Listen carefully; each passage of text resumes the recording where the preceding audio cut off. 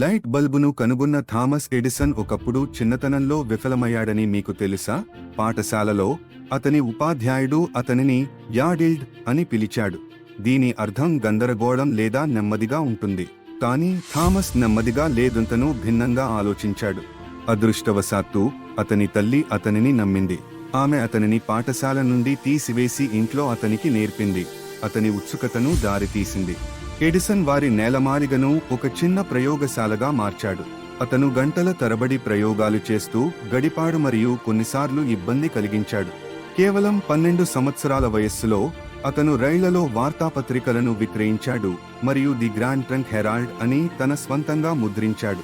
కానీ అనారోగ్యం మరియు ప్రమాదం కారణంగా ఎడిసన్ తన వినికిడిని కోల్పోవడం ప్రారంభించాడు. వదులుకోవడానికి బదులుగా అతను దానిని మరింత దృష్టి పెట్టడానికి ఉపయోగించాడు. అతని ఆపుకోలేని ఉత్సుకత అతన్ని చరిత్రలో గొప్ప ఆవిష్కర్తలలో ఒకరిగా మార్చింది.